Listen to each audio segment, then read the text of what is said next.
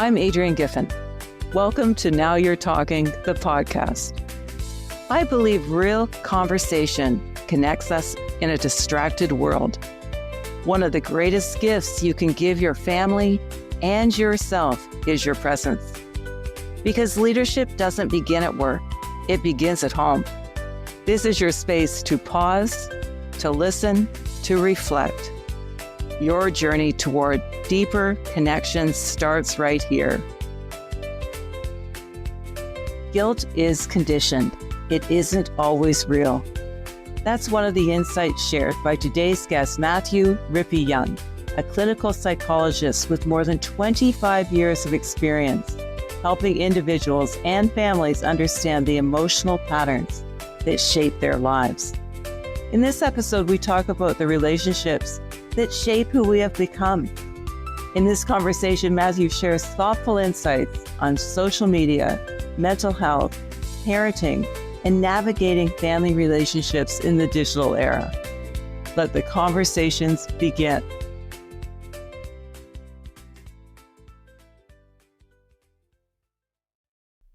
Matthew, thank you very much for joining us today.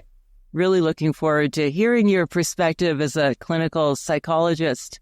I'm sure you have seen it all, how you are navigating the digital era and how other people are navigating it as well. So welcome and happy to have you here. Thank you. I'm pleased to be had. So how are you? Let's start with you.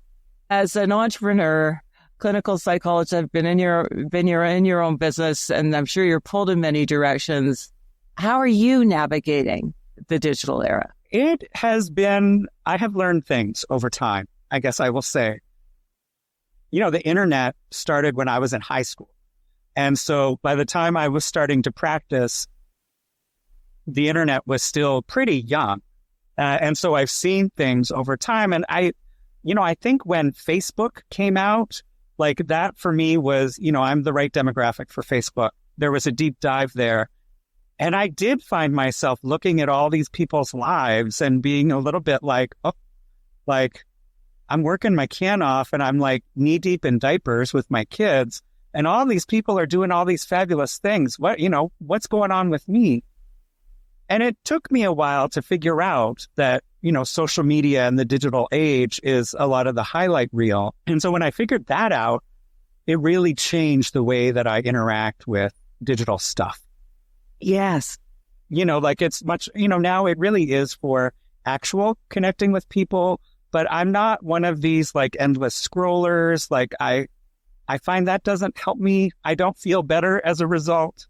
And when I engage like for work on social media, it's very purposeful as opposed to, looking for ideas or, seeing what's happening with other people.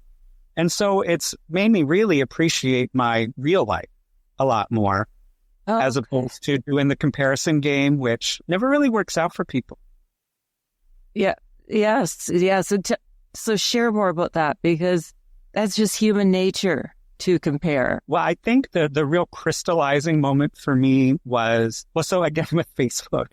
So, I was married, and after my separation, I would get like all these like memories that would come up, and it'd be pictures of, me and my kid, my ex. And they were always kind of heartbreaking. And then I would see, my friends who were in happy marriages and their family photos. And I was like, in my mind, I was thinking like, why didn't I get to have a really happy marriage like so-and-so? And a couple of years after I separated, so-and-so separated as well. And I remember reaching out to the friend of mine and being like, oh, I'm so sorry. I thought you were so happy. Like you and your partner, everything looks great. And the other person was like, oh, I've been miserable for the last 15 years. Like it wasn't a good fit. We stayed together as long as we could for the kids, but like, yeah, no, we haven't really been partners in a long time. Yeah. And that the penny dropped for me. Okay. Yeah. It was like, get yourself together, mister. And so it was, since then it's been very like, I don't have the same pull. It was like a switch, like flipped for me. And so that, I'm not so, I get it that it's a product or, it's with all things, tools are, you figure out how to use them. Mm-hmm. And so for me, social media really is, keeping up on people's lives and seeing what people are doing and reaching out here and there. But like, I get that it's also contact light. And so if I'm really looking for connection, there's got to be more than a meme that passes between people. Like, it's actual, whether it's an email or, a back and forth in messaging.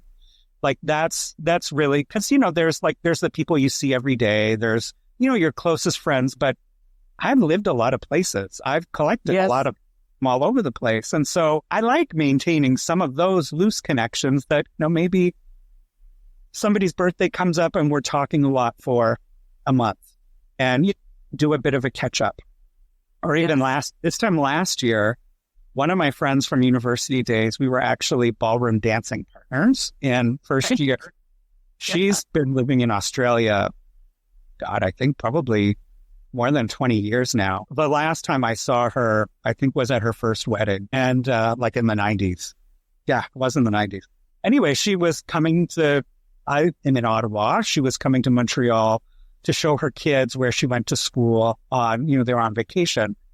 And, we caught up after 20 plus years. Social media is good for that kind of stuff. Yes. As opposed to some of the other ways in which it gets you. Okay.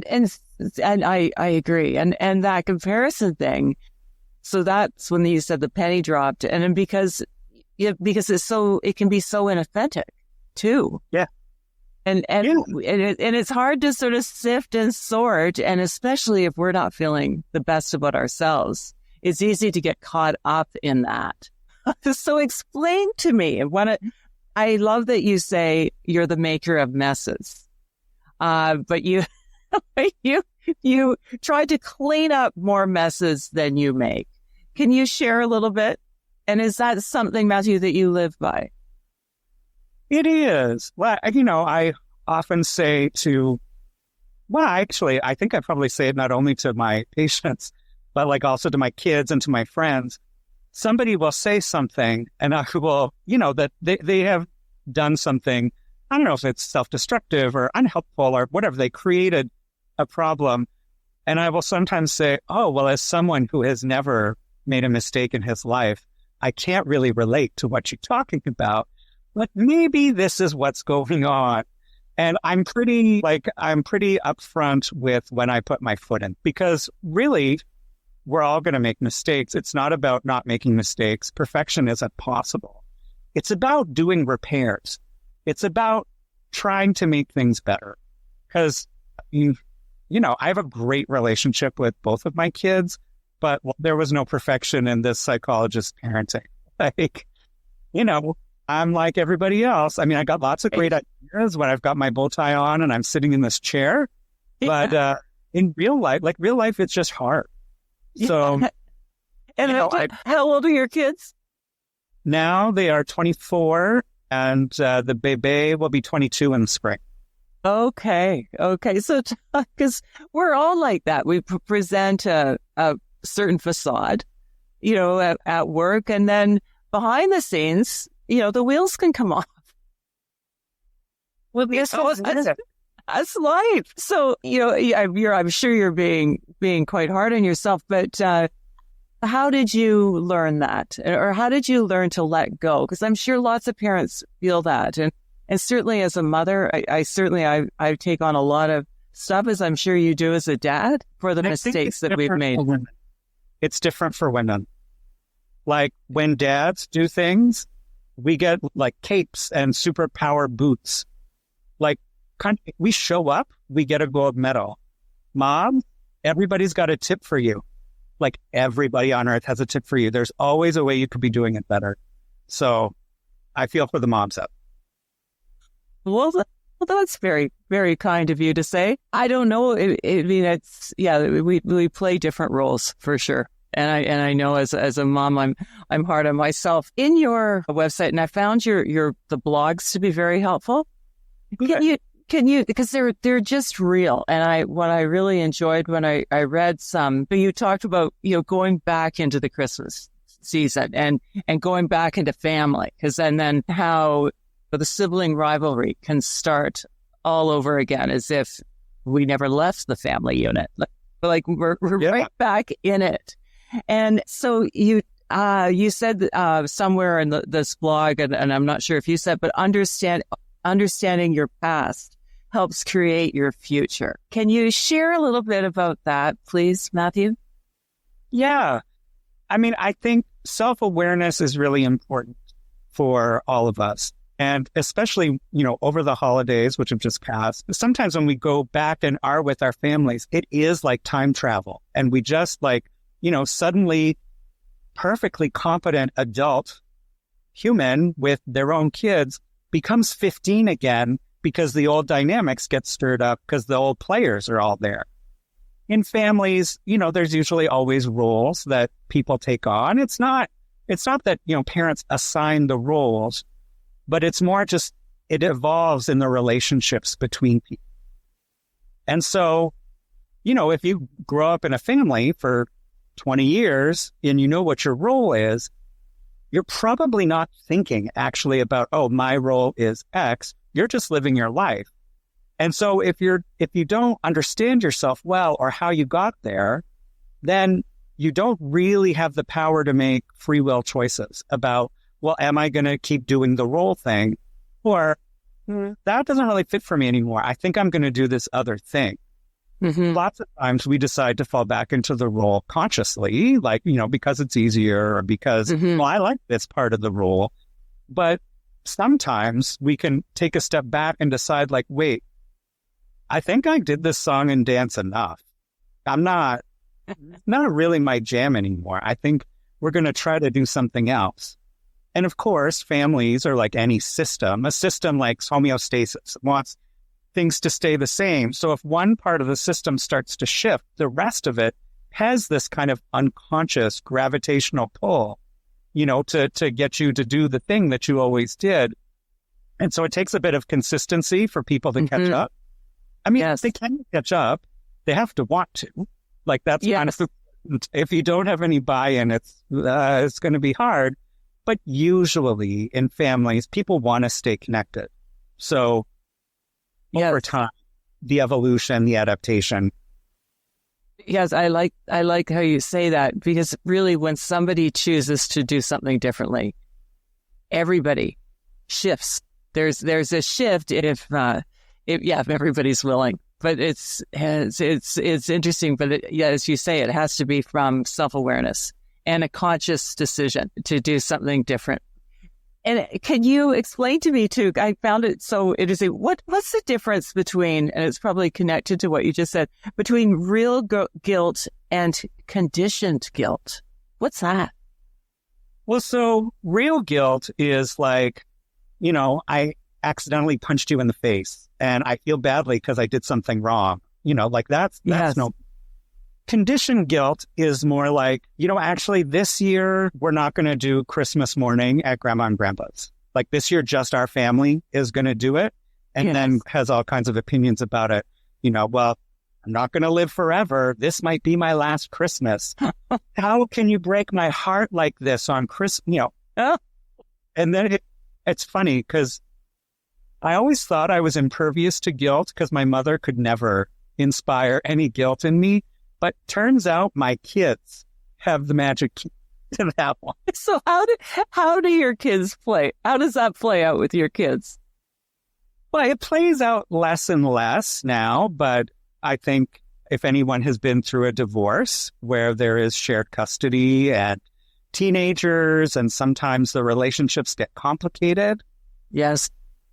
There were some hard years in early adolescence for my kids, and our relationships kind of took a toll, and there was a lot that I felt I needed to make up for, or I couldn't give them what I actually wanted to give them, and I don't mean material things, I mean some of that too, but wanting to give them this happy, loving family where everybody's together, and it's I wasn't able to give that to them, and I can see how they wear it still.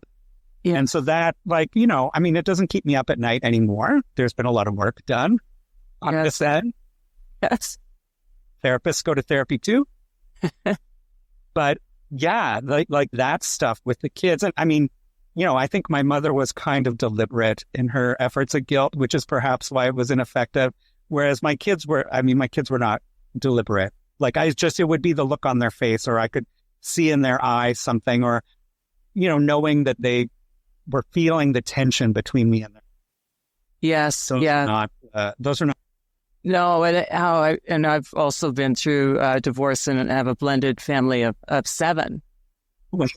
But you're right, because the kids watch our every move, and they do know the right buttons to push. And sometimes I would say it could be deliberate on some. I mean, maybe. I think about loving, and they're pretty. Like, I mean, well, we've always had a fairly good relationship. I mean, ever since they were babies, like I talk to them like they are humans, not like blobs or extensions of me. Yeah. So, you know, like, I mean, there are times that they have hurt me unintentionally. I mean, there are times maybe that they have hurt me a little bit deliberately, but for the most part, they don't play the guilt card. Yeah. Which I'm very grateful for, because they could. It would work. They're quite brilliant, aren't they? And brilliant how they play off. Or certainly in my case, the mom against the dad, or just like they just know if they can't get what they want from me, well, there's another person willing to listen and see their point of view. So watching that, and one of my kids are much older than yours, so we've been through that. Now I'm just get to the point where I'm just thankful they want to hang out with us as adults. Yes, right? This is how you know you've done a good job at parenting, because we are only in the adult children's lives at their choosing. Yes, right? Yes. They spend time with us. Okay, good. I know. All they can do is try to forgive us for the mistakes we've made. Yes. And then, as they have children, and it's just, it's happening in our family, and that's fun to watch, because then the cycle continues. And so I find it really fascinating to see that whole evolution. So how did you, sorry, you were going to say something? You said something that stirred a thought in me. So my eldest, is going through a hard time right now. And we were hanging out. So we had some practical errands we had to run, but it was at a time when she was really not doing great. And she was just talking about kind of the deeper wounds that she has. And I said, I'm really I know I've contributed to them, and I'm really sorry for my contribution. And I have been dreading having any kind of conversation like this with my kids, because, you never know what they're actually going to say. She said a few things that touched on times in our relationship that were hard, ways in which I fell down. And I said, I really, I did fall down there, and I wish I could have done it differently.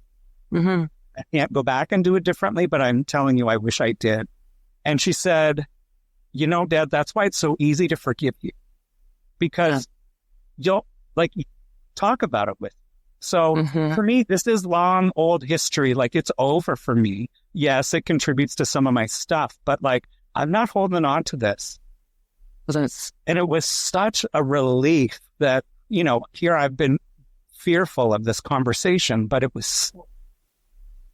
Well, in that moment, your daughter was able to see you as a human being and not a dad. It's all so much more encompassing. Yeah. And because I think for so many years, our kids hold us up as, what we say is their truth as well, until then they start to question it. But that's good, because then they see that we are human beings just trying to figure it out. Yeah. I heard you say in your video on your website that we're all a work in progress. And I believe that we are all such a work in progress. So, yeah. So, and would you think, when looking at what I've read on your website, would you say that we're given the families that we're given in order to learn the lessons we need to learn in order to fulfill our purpose? No, I would not. Okay. I would say it's kind of the inverse, actually. Okay. Is like in the families that we grow up in, we end up with lessons that we need to learn that will stay with us over time. I think sometimes indelicately, I say, we all have our bag of shit. And every now and again, something comes up and we have to deal with it and it goes back into the bag. But the bag never empties. We carry that bag with us. And so when our lessons come up again and again, it's not that we didn't deal with them appropriately before. It's that also we're moving along the developmental trajectory as well. So things are going to shift differently at 24, at 48, at 62. And it's just, but we all have a little collection of things that get us in particular based on our own experiences, how we grew up, how that has impacted our relationships. Yes. Yeah. And I always think that, pain though can be connected to purpose, or because it's because I agree with that too. We all have that within us, and from all sorts of different angles from life, but that can be our reason to do something in life. So I think it's connected, but I absolutely agree that we all carry that. How have you, with your kids being in their 20s, how have you managed to move them through the digital era successfully? Successfully might be a stretch, I think. Well, it's funny because there's like lots of things that digital stuff is helpful for. Like, so we've been in Ottawa since 2012, and the second school year that we were in Ottawa, suddenly my eldest was in a program, a cross-boundary transfer, and was going to there was no transportation for so had to take city transit across town. And so while I would have preferred my kids not have access to mobile phones until high school, Willow in grade 7 had her cell phone, which I had mixed feelings about, but like on the first day of school, they didn't have her registered. And so she's calling me at the office being like, Dad, they're like, I don't know what to do. I'm not supposed to be here. And like just that piece of digital, I was like, oh, this is helpful. Yes. But, I would say, my kids have maybe a bit of a difficult relationship with technology. Maybe the eldest more than the youngest, who has now started squawking about, wanting to get a dumb phone and not spending so much time online. But yeah, the real things that I emphasized were that there's times when the phones and social media and digital stuff doesn't exist. And like, that's always dinner. Dinner is we sit down together, we eat. Maybe they're hanging out with me while I'm cooking, but that's the time that we have to connect. And it was really ended up being kind of the only time we had to connect every day, because often I was out of the house before they were off to school. And then, I would get home long after they had been home from school, because I often had a 6 o'clock appointment. And so, I get home after 7 and start dinner. Usually from 7 to 9, there was no TV. There was no being online. There was no video games. There was no computers. We were just sitting around the dining room table and catching up, talking about our days and connecting. And I think that's kind of my, saving grace with the stuff with the kids. Because if you don't want them to be online all the time, you have to offer them an alternative. Yes. So your alternative was making dinner with them and having connection, and they were probably doing their homework and that. So, but that not even. It was like we're all. Oh, good. Oh, great. Yeah. And you just made that decision that was going to. And did you have to say no phones at this time, or was that just a natural thing? They preferred not to be on their phones. I think once the phones started to exist, like there was a statement on it. But I mean, even when they were babies, like dinner was dinner, like mealtime, we are together. We're not doing anything. And so, like, I think also when you start early, they just don't know any different. So there's not a whole lot of pushback, right? Like, because they're like, well, this is just what we do. Yes. So, because, yeah, I mean, my kids were born in the early aughts. So even like, yeah, I don't think I had a smartphone until it was before we moved to Ottawa, but the kids were probably 5, 6, 7. So. Yes. Yeah. I like yes. Learning. Yeah. I like that your son wants a dumb phone. That's perfect. He's got nothing to do with AI. He's like, forget all this stuff. Yeah, really. Yeah. That might get to be where it evolves. Where I think so. I mean, I'm hearing more in my office too from other people my kids' age around, not really liking the cell phones and, like social media and online, like it's kind of controlling. Okay. Oh, that's interesting. Yeah, fingers crossed for sure. So, Matthew, knowing what you know now, what would you do? And from whatever perspective, whether as an entrepreneur, as a dad, as a clinical psychologist, what would you do the same and what would you do differently? With regards to like digital stuff? It just, yeah, but I always think it's interesting, the first thing that pops into your mind.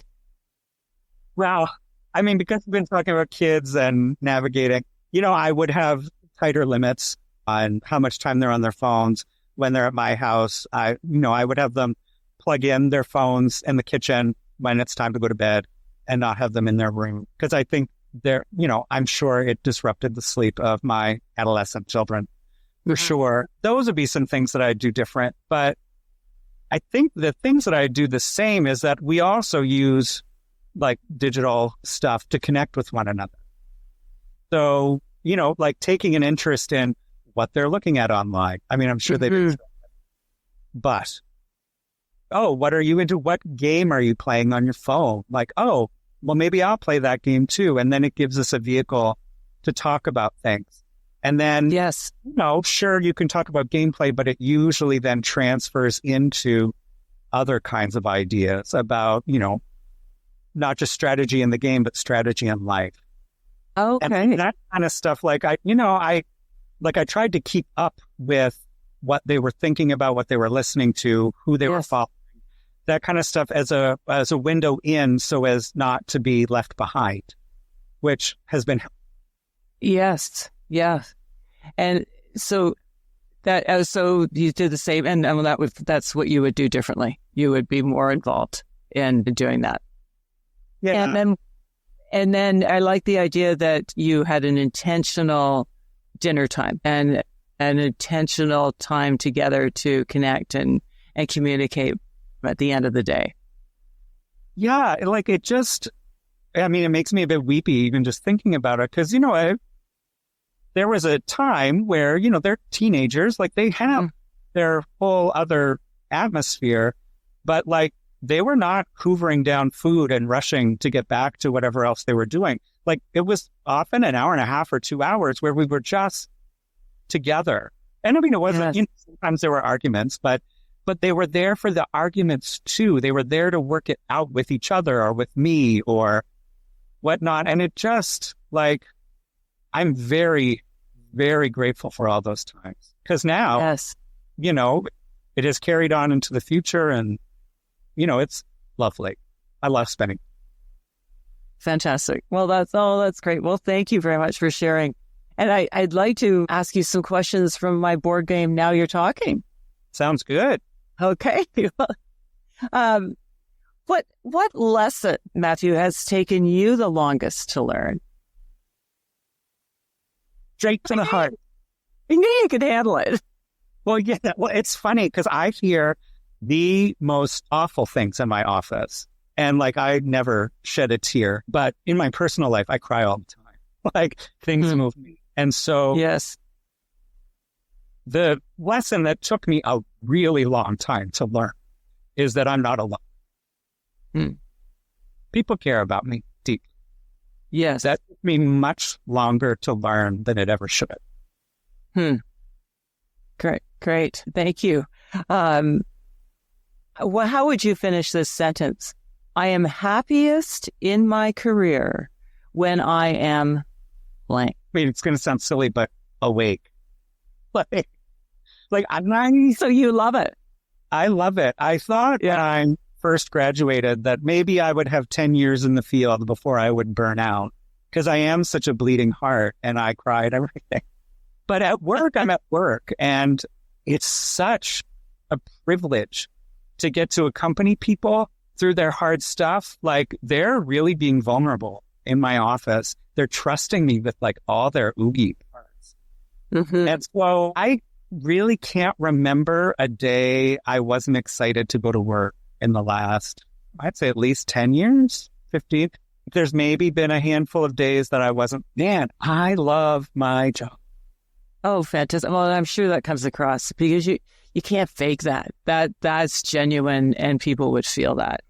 So that probably is part of your superpower. What shoulds have you been told that are more about the person who said them than they are about you? I should be more optimistic.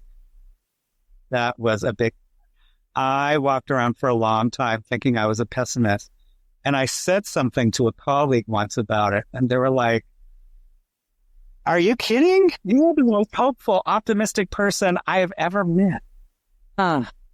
But there was kind of a steady feed of how negative my thinking is, and how I'm always looking for, and, you hear something enough, you start to believe it. Like, if I tell you long enough that this sweater is, striped and purple, eventually it can be like, oh, it's a really great purple, but I see it. And so, that was a problem.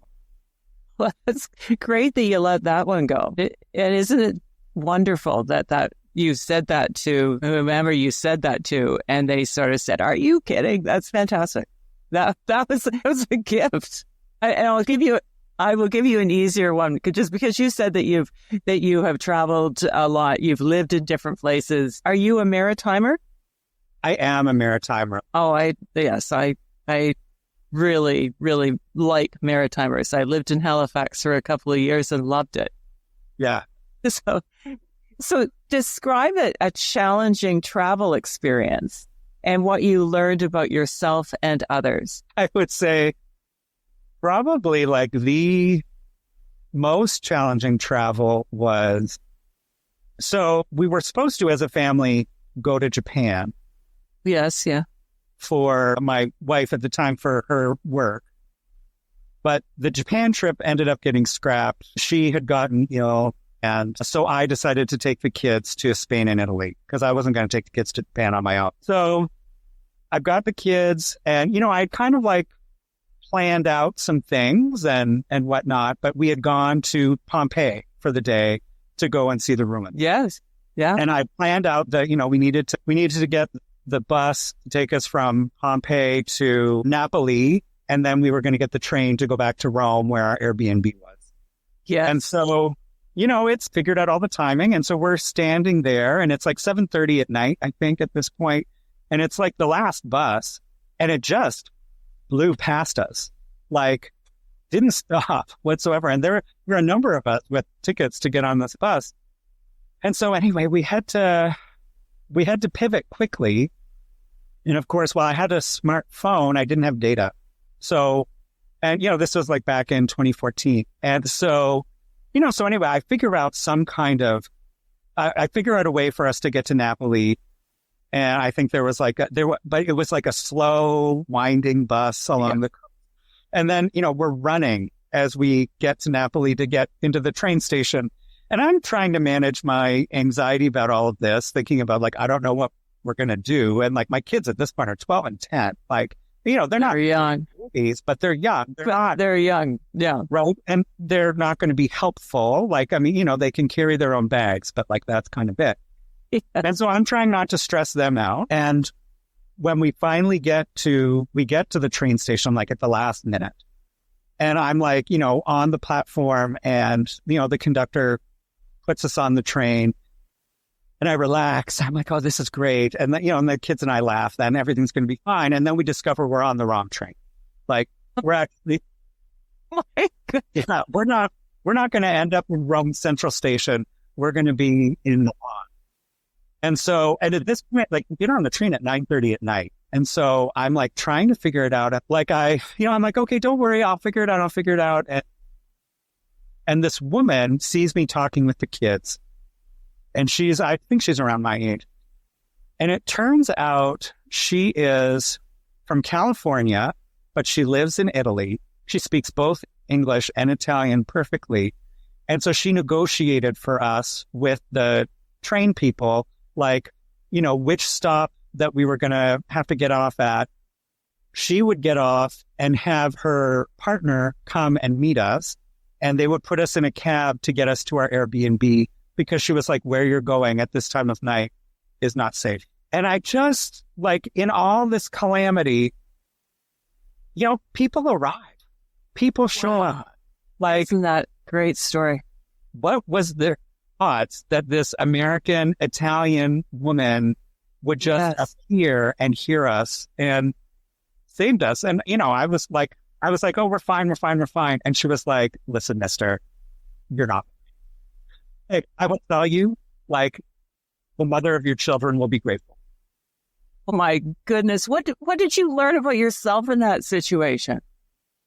I mean, I learned that I can I learned that, I struggle. I mean, I knew already that I struggled to ask for help, but like, the help had to come and find me. That's for sure. But I can hustle too. What a great story. That was like that woman was sent by your guardian angels, I think. Well, I mean, this is kind of what it feels like, right? Like it wasn't, because also like, it was very fortunate that she spoke both the languages. Yeah. Because my French did not get me very far in Italy. I'll tell you that. Story? Yeah. We talk about, yeah. You do. Yeah. The magic of a stranger. Isn't that incredible? And she just saw you, and she was in the right place at the right time. So that's a great story. I'll just ask you one more question. What is the best advice that you have received from anybody and integrated into your life? It's funny. I don't know why I'm so focused on my kids, but before my eldest was born, there was the secretary for the department that my wife was a graduate student in somewhere, and the baby was coming in a few months. And she said to us, look, you're going to make a ton of mistakes. There's never one mistake that just wrecks the whole shooting match. Roll with it, learn from it. It's about just getting on with things. Don't be hard on yourself. Yeah. And that really fit. I mean, like, by the time I was a father, I'd already finished all my graduate training. Like, I was working as a therapist. So, this all fit with the developmental psychology that I had studied. And it was a woman who had adult kids of her own. Yes.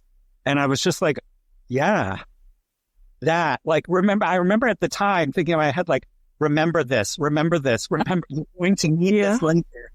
And it has been, I will say. Yes. Yeah. Because we just don't know what we don't know when we start becoming parents, for sure. Well, right. Yeah. You can have plans and you can have intentions, but all of those plans and intentions don't take into account the person who your child is. Yeah. Right? Like, you have to get to know who they are. Yeah. And so then, sure, like maybe the plans and intentions, take a little turn here or there, but it really, like, it depends on who your kid is. And that's not 100% generated by parents. What are some words of wisdom that you could share from your life experience? It is all about the relationship. It's not about doing the right things, saying the right things, presenting the right things. It's about just being. You will figure out the things thereafter, but there's so much of an emphasis on outcomes or results or, what are the things I'm supposed to do to be a good parent? It really comes down to the relationship. Mm-hmm. Want to please their parents. Even the defiant kids, they want to please their parents. They want to have a relationship with us. So, like, dig into the relationship early. Like, don't wait for them to be 10 or 12 or 15 And then you're like, okay, well, like now let's do this. Like the relationship starts at conception, really. Yes. Yeah. So, I mean, we named our kids long before they were born, which, not every tradition does. But like I remember when I remember after a very long labor and a difficult labor, when my youngest was born, while the medical team was helping my ex-wife, I am holding this baby and I'm looking at him. I'm just like, Jack, you're finally here. Like, and I had a whole relationship with Jack before I ever held him. So, yes. Like, start early, because that's really, your family's going to go through shit.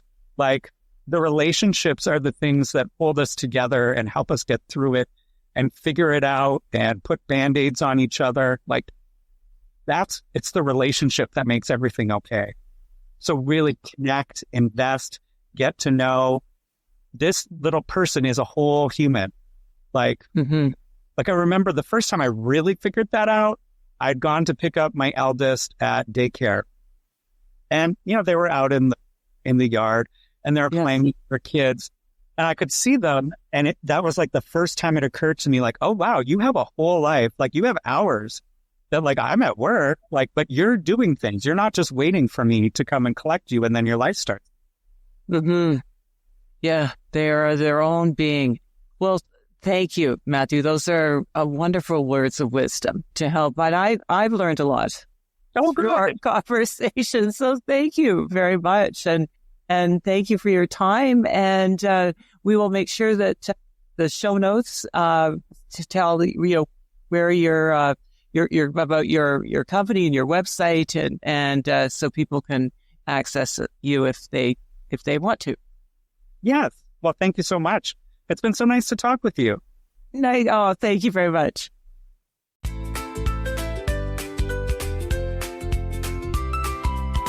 Thanks for being part of the conversation with Matthew Rippeyoung. His perspective is a reminder that relationships in families, in parenting, and in life are shaped not by perfection, but by presence.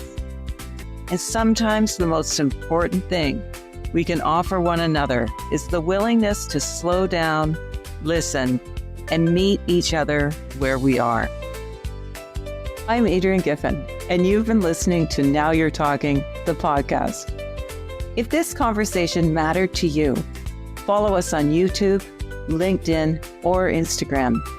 And if you haven't already, sharing, subscribing, or leaving a review helps more people to stay connected in a distracted world. Because leadership begins at home, and it continues with one conversation at a time. Join us next week for more conversations that matter. Let the conversations begin. Now you're talking.